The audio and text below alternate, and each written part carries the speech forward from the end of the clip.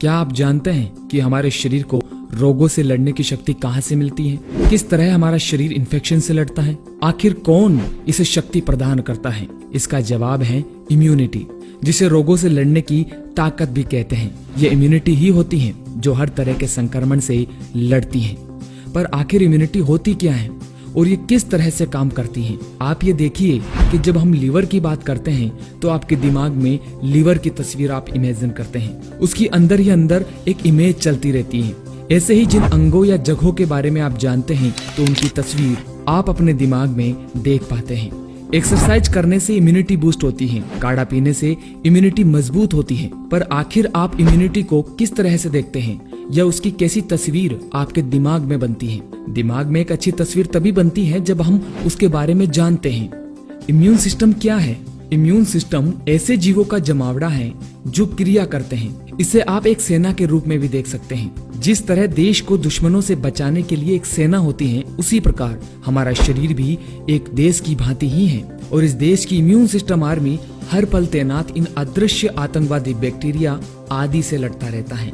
Immune की intelligence इतनी जबरदस्त होती है कि ये विषाणुओं से लेकर परजीवी कीड़े जैसे अलग अलग प्रकार के एजेंट की पहचान करने में सक्षम होती है। इतना ही नहीं, यह इम्यून आर्मी कैंसर की कोशिकाओं की पहले पहचान करती है और फिर मारकर शरीर की रोगों से रक्षा करती है। इम्यून सिस्टम क्या है? अगर इसको एक ही सेंटेंस में पूरा करें तो संक्रामक रोगों का निवारण करने की शरीर की शक्ति को प्रतिरक्षा यानी इम्यूनिटी कहते हैं। ऐसा भी नहीं है कि जीवाणु और विषाणुओं को सिर्फ इम्यूनिटी ही खत्म करती है। हमारी त्वचा भी बाहर से बैक्टीरिया को शरीर में प्रवेश नहीं होने देती।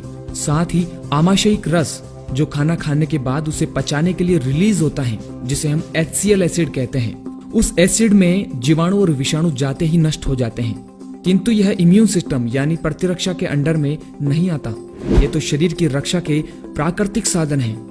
जीवाणु जो हमारे शरीर में सांस द्वारा प्रविष्ट होते हैं और खून में पहुंच जाते हैं। खून में पहुंचने पर उनके शरीर को हमारा खून गला देता है।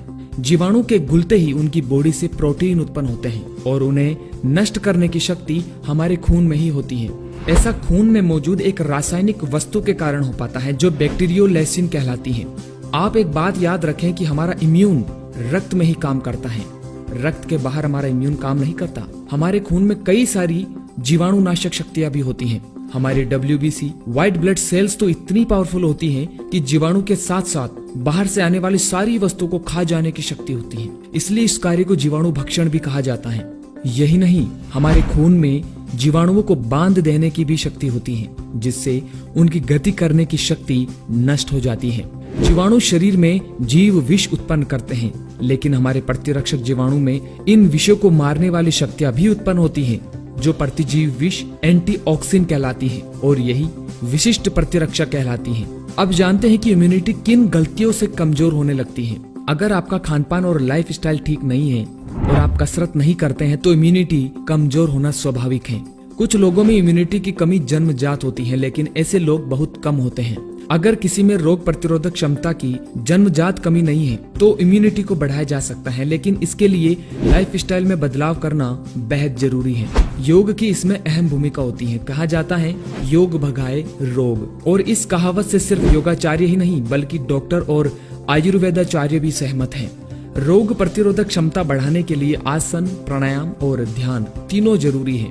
प्राणायाम से बॉडी में जहां ऑक्सीजन का लेवल बढ़ता है तो आसन से ब्लड सर्कुलेशन, ध्यान स्ट्रेस को दूर भगाने में बेहद कारगर है और इम्यूनिटी को बढ़िया बनाने में इन तीनों का ही अहम योगदान है। सही ब्लड सर्कुलेशन होना बहुत जरूरी है।